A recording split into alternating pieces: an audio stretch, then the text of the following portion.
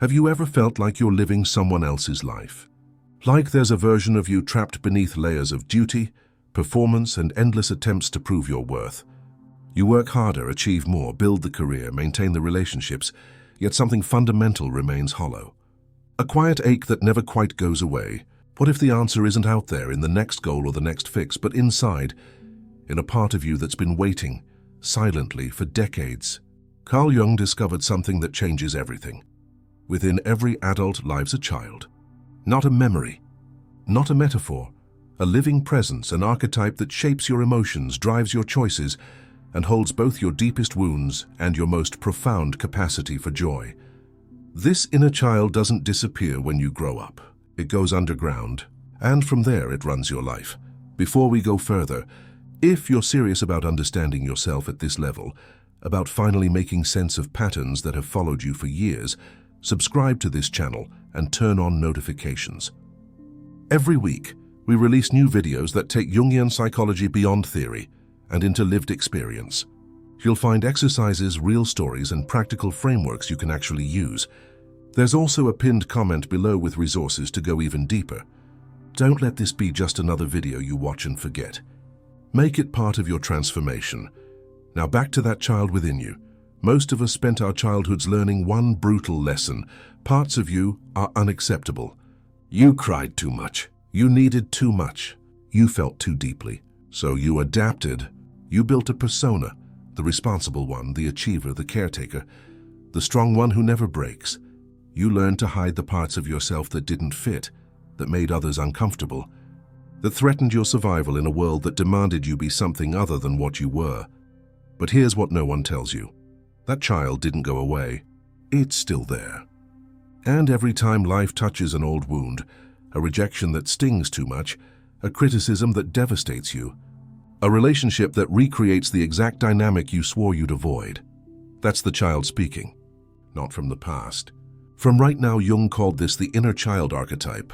It's one of the most powerful forces in the psyche, and it operates below the surface of your conscious awareness. You think you're making adult decisions, choosing partners, careers, how you spend your time, but underneath, the inner child is pulling the strings. It's trying to get the love it never received. It's trying to avoid the pain it couldn't escape. It's running the same strategies that kept you safe at 7 years old, even though they're destroying your life at 37. This is why some wounds never close, no matter how much you succeed. Why you can have everything on paper, the relationship, the recognition, the stability, and still feel like something essential is missing. It's because the part of you that needed to be seen, held, and valued is still waiting, still hoping, still terrified that if it shows itself, it will be abandoned all over again. Let me tell you about a woman named Claire, high-functioning, successful, the kind of person everyone admires. But in her relationships, she was a ghost. The moment someone got too close, she would shut down.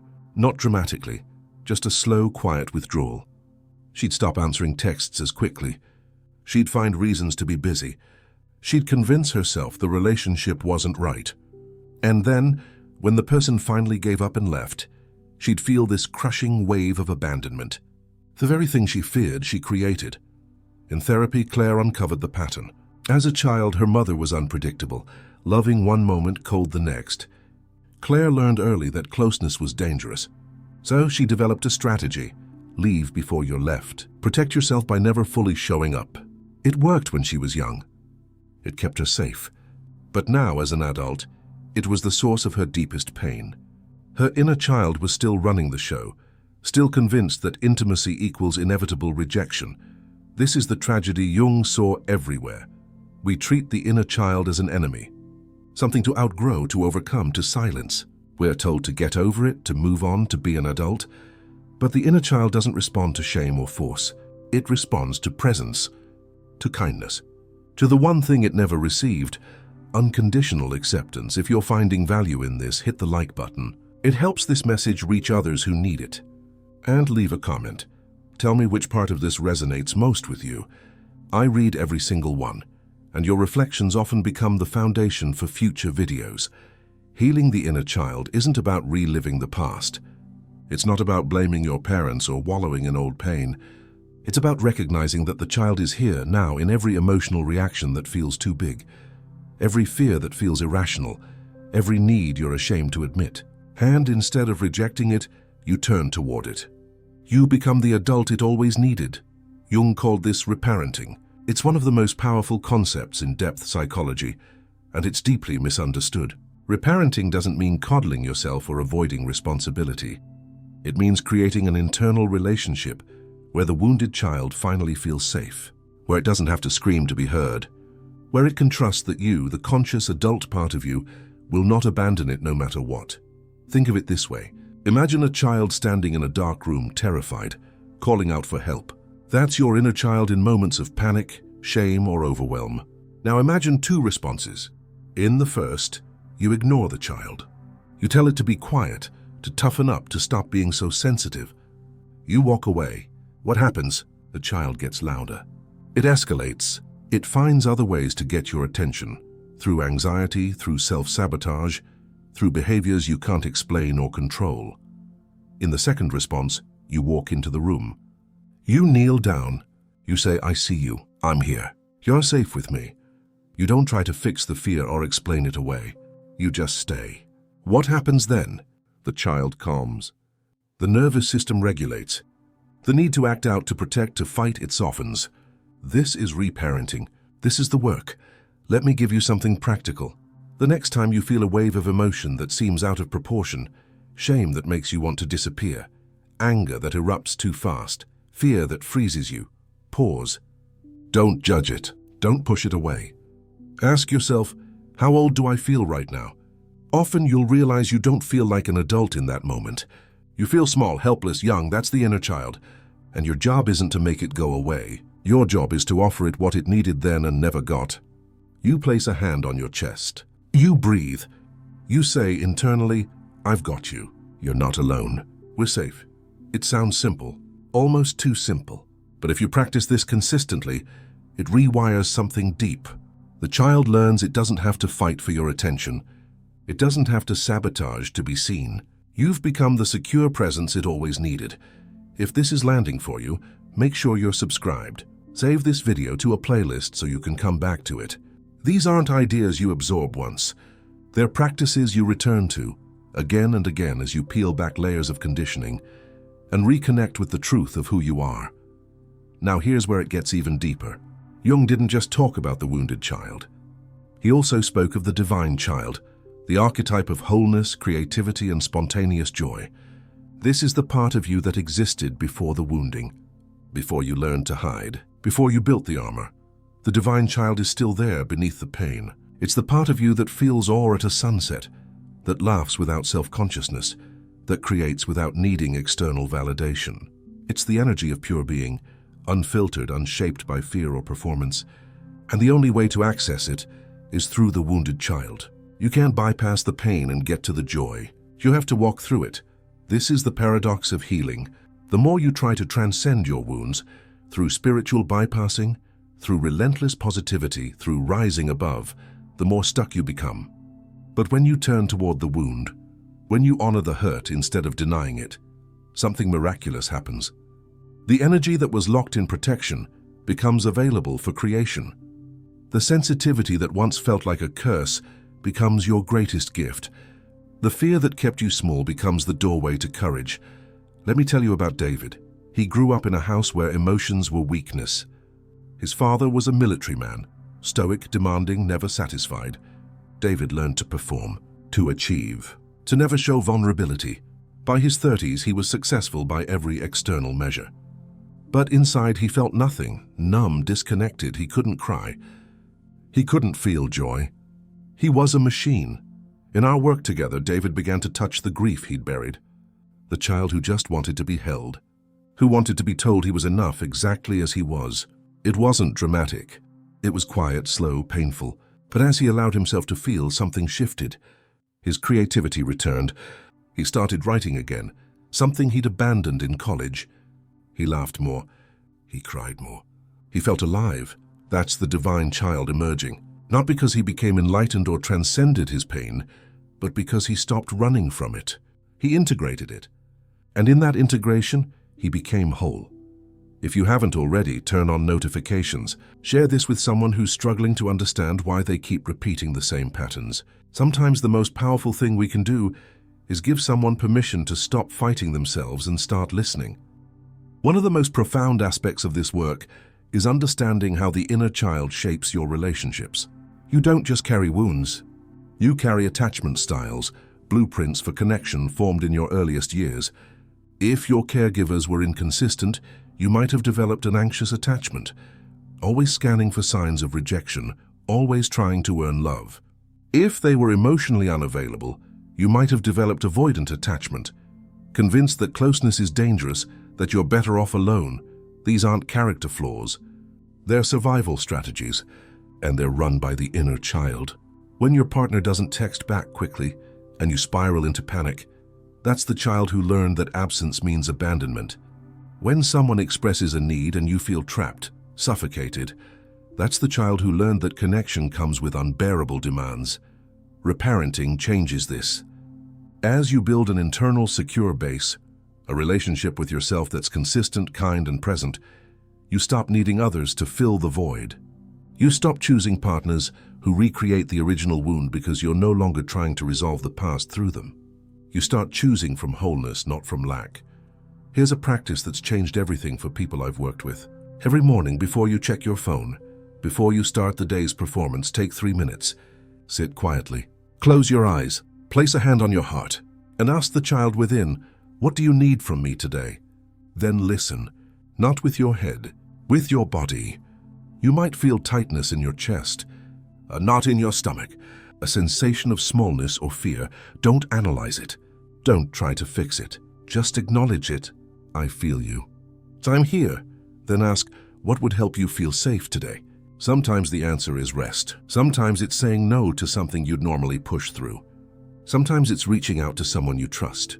Whatever it is, honor it. Even if it's inconvenient. Even if it's not productive. This is how you build trust with the part of you that's been silenced for so long. If this video is shifting something in you, comment below with one thing you're committing to do differently. Saying it out loud, even in a comment, makes it real. And it helps others see they're not alone in this work. Now let's talk about the shadow. Jung taught that the shadow is the part of the psyche we've rejected, the qualities we've deemed unacceptable, and the inner child lives in the shadow. The neediness you're ashamed of, the anger you've suppressed, the fear you've tried to transcend. These aren't separate from the child. They are the child crying out in the only language it knows. When you deny the shadow, you deny the child, and the child denied becomes dangerous. It acts out through addiction, through self-sabotage, through relationships that hurt you over and over. But when you welcome the shadow, when you say, yes, this too is part of me, something shifts. The child stops fighting. The energy you spent repressing comes back to you. You become integrated. Integration doesn't mean everything is light and love. It means you can hold the complexity, the wounded and the divine, the broken and the whole, the scared child and the wise adult. You stop splitting yourself into good and bad, acceptable and shameful. You become human. Fully, messily, beautifully human. Here's what most people miss. Reparenting isn't just an internal process. It shows up in how you live. It means setting boundaries without guilt. Leaving relationships that hurt you, not out of anger, but out of love for the child within who deserves safety. It means speaking your truth even when your voice shakes, because the child needs to know it's allowed to have a voice. It means resting when you're tired, even if the world says you should keep pushing, because the child has been exhausted for too long. This is radical. In a culture that glorifies productivity, performance, and invulnerability, reparenting is an act of rebellion. It says, I will not abandon myself to meet your expectations. I will not betray my own needs to earn your approval. It's the most profound form of self-respect. And here's the miracle. As you heal the child within, you stop attracting people and situations that wound you. Not because you're suddenly perfect, but because you've changed the frequency. You're no longer operating from the wound. You're operating from presence. And presence attracts presence. Wholeness attracts wholeness. If you're ready to take this deeper, check the description below. I've put together resources that will guide you step by step through this process. And if you want to be part of a community doing this work together, join us. Healing doesn't happen in isolation. It happens in connection, with yourself and with others who are brave enough to do the same. Let me tell you what happens when you commit to this. At first, it's uncomfortable. You feel the grief you've been avoiding. You see the patterns you've been running. You realize how much energy you've spent performing, protecting, proving. It's humbling. Sometimes it's devastating. But if you stay with it, if you keep showing up for the child within, something extraordinary happens. You start to feel free. Not free in the sense of having no problems, but free in the sense of no longer being controlled by invisible forces. You stop reacting from wounds you didn't know you had. You stop betraying yourself to keep the peace. You stop living a half-life, waiting for permission to be fully who you are. The inner child, once so loud in its pain, grows quiet, not because you silenced it, but because it finally feels heard. And in that quietness, something else emerges. Joy, not the manic, performative kind, but the deep, steady kind that comes from being at home in your own skin. Creativity, not the forced, effortful kind, but the kind that flows when you stop trying to be anything other than yourself. Love, not the desperate, clinging kind, but the kind that's rooted in enoughness. This is the promise Jung made, and it's one he kept. The treasure you seek is not out there. It's within, in the child you've been running from your whole life, in the wounds you've tried to transcend, in the shadow you've feared. When you stop running and start listening, everything changes. Here's your invitation. Tonight, as you're falling asleep, place a hand on your heart. Take a slow breath and say, "I'm here. I'm listening. What do you need me to know?" Don't force an answer. Just be there, present, open. This is where it starts. This simple act of turning toward yourself instead of away. If this message found you at the right time, subscribe. Share it with someone who needs to hear it. Leave a comment with what this stirred in you. And remember, the transformation you're seeking isn't found in becoming someone else. It's found in becoming the home your inner child has been searching for all along. When you stop running and start reparenting, every pain becomes a passage, every wound becomes a doorway, and every moment of kindness you offer yourself is an act of profound, irreversible healing. This is how you heal your inner child. This is how you transform your life. This is how you become at last whole. But the journey inward isn't a one-time event. It's a practice, one you recommit to each day, much like tending a garden. Imagine the garden as the master metaphor in this ongoing story. Your inner landscape, shaped not just by the seeds you plant with intention today, but by the roots that have never stopped growing beneath the surface. Some roots belong to wildflowers, some to stubborn weeds, and some to ancient trees. To truly transform this garden, you must be both gardener and witness. You learn to nurture new growth, but also to sit with the tangled roots of old pain, listening for what they need, not what you wish they'd be.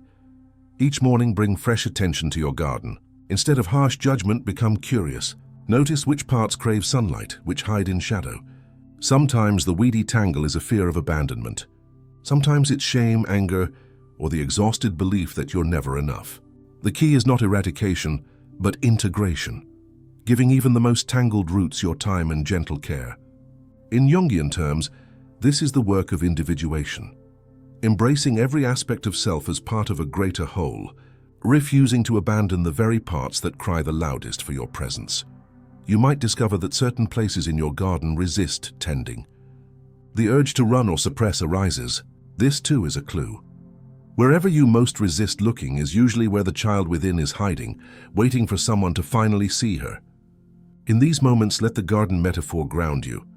When a corner seems unruly or hopeless, pause and ask, what would happen if just for today I brought kindness here instead of judgment?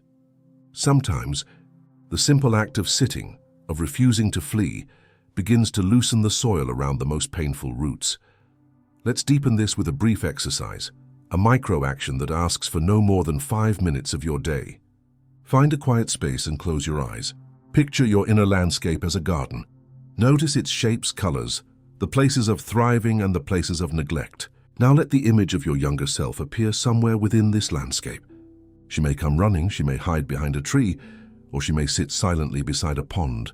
Whatever she does, resist the urge to change her. Instead, greet her. Welcome, you say. This garden is yours too. Spend a moment in silent company, no fixing, no chasing, only presence. You'll be tempted, especially at first, to judge what you see. Maybe the garden's weeds seem overwhelming. Maybe your inner child seems angry or won't make eye contact. If so, return to the rhythm of gentleness. The act of tending is far more healing than any outcome. Jung teaches us that true transformation comes not by force but by relationship. Each time you choose presence and patience over quick solutions, you build a foundation of trust within. This micro-action is meant to be repeated daily, like watering or weeding. You won't always see immediate results, just as real gardens don't bloom overnight. But each time you return, you anchor the promise: I will not abandon the child, the garden, or myself. The beauty begins in your commitment to return, even when the process feels slow or uncertain. Now let's revisit the central image, the garden, through the lens of your relationships. Every interaction with others mirrors how you tend your own inner world. When a partner disappoints you, does your first reaction resemble pulling out weeds with anger, or patiently examining why that spot is so tender? When a friend celebrates you, do you let the sunlight in, or do old wounds block the warmth, creating unnecessary shadow? The key to transforming these patterns is noticing how often the wounded child tries to take over the garden's care, protecting, withdrawing, or sabotaging connections, just as she did long ago. In these moments, the gardener adult must gently reclaim the tools, promising the child that she can rest, that safe hands are here now. The child need not fight or flee. Instead, together you can explore what this relationship trigger is teaching you, about unhealed wounds, about places that long to feel safe enough to grow. Jung's concept of the container is crucial here. You, as the conscious adult, become the container for the child's experience. You don't suppress her fears or pretend the pain isn't real. You hold space, like a protective boundary in the garden, allowing the wild to coexist with the cultivated, offering both safety and invitation. Over time, this containment allows new flowers to bloom in places where only weeds grew before. And with each relational challenge, try this practice. Pause when pain arises. Ask yourself, which part of me is reacting right now? If the answer feels young, lost, or defensive, picture your inner child in the garden. Kneel beside her, offering the symbolic tool she needs: a watering can, a soft blanket, or simply your gentle gaze. Tell her, you're safe now. I'm here to care for what hurts. This act creates a new neural pathway, rewriting the story of belonging through conscious repetition. As you deepen this work, you'll notice that old patterns, anxiety, people-pleasing, avoidance, begin to lose their grip. The garden becomes less choked by weeds. The child becomes less frantic or withdrawn. This isn't the result of magical thinking or instant healing, but of your daily willingness to tend the untended, to love the unlovable corners of your own heart. If this resonates, tap the like button and share your experience in the comments. Hearing your story not only helps you anchor this work, it invites others to realize that their gardens, however wild, can be tended too.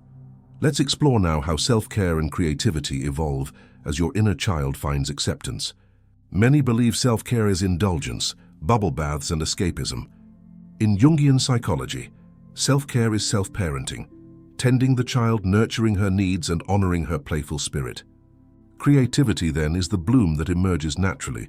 When the garden is safe, the child is heard. Make a habit of asking, what nourishes me right now? Maybe it's painting, writing, walking outside, or quietly listening to music. These moments aren't distractions. They're ways of watering your garden, inviting the divine child to emerge and play. The more you honor these instincts, the more vibrant your life becomes. But old programming may resist. You're wasting time, the critic says. You should be productive. Remember, often this voice is a legacy of adults who denied their own inner child. Reframe it with Jung's wisdom. Creativity isn't optional, it's vital. It connects you to the original self, the part untouched by wounding, alive with possibility. If this insight feels valuable, save this video for later reflection.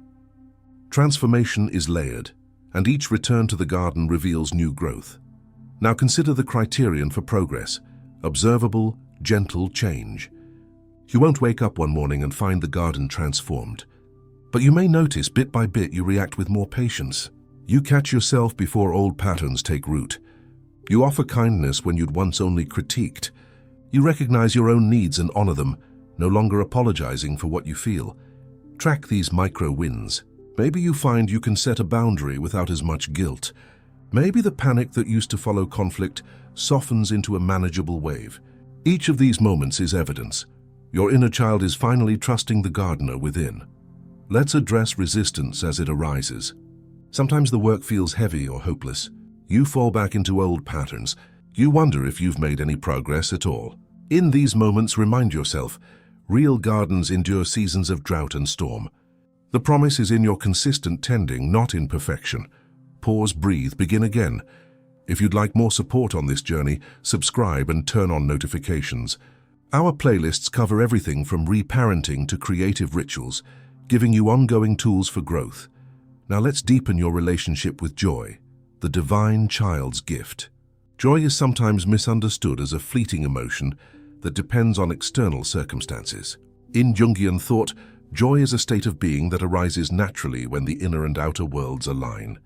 When your garden is cared for, when your child is integrated, joy breaks through the soil like crocuses after winter. Notice how joy feels in your body: lightness, warmth, expansion. Practice inviting it in, even on tough days. Sometimes joy arrives quietly, as a sense of peace while you're doing nothing. Other times it bursts forth in laughter, dance, or creativity. Both are valid. Both mean you've cleared space for new life. This is the meaning of the metaphor. Repeated, the garden, once tended with care, will always find a way to bloom. As we move toward closure, reflect on this golden line. Every act of gentle tending, no matter how small, is a vow to your inner child. You are worth the time. You are worthy of care. The garden of your soul was never meant to be abandoned, but cherished, reclaimed, made beautiful again, not by force, but by love. Thank you for walking this path today.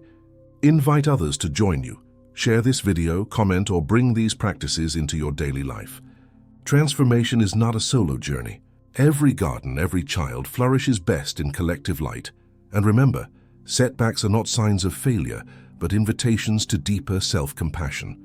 When you notice yourself falling into old habits, shutting down, lashing out, numbing your feelings, let this awareness be an act of tending. Pause. Place a hand to your heart and whisper to your inner child, even now you are worthy. Even here I remain with you. Each repetition forges a new pattern. It teaches the neglected parts of you that presence is possible, even in messiness and imperfection. As this practice becomes more familiar, you may start to notice subtle shifts, the ability to comfort yourself during hard moments, a quieter mind, a small blossom of hope where self-doubt once grew. These are profound signs of healing and deserve to be celebrated. No act of inner tending is too small. Each gesture, each breath, whispers to the deepest roots, this garden, this life, is still yours to shape. If this process has inspired a sense of possibility, take a moment right now before daily life pulls you elsewhere, to reflect, journal, or simply sit in quiet gratitude for the courage it takes to return again and again. Healing the inner child is not about erasing pain or perfecting the garden. It's about building a relationship with yourself so steady, so responsive, that even the wildest storms cannot uproot your worth. Let these closing thoughts linger. Real transformation unfolds not in spectacular leaps, but in steady return. Be the gardener your soul has always needed, patient, attentive, and relentlessly kind.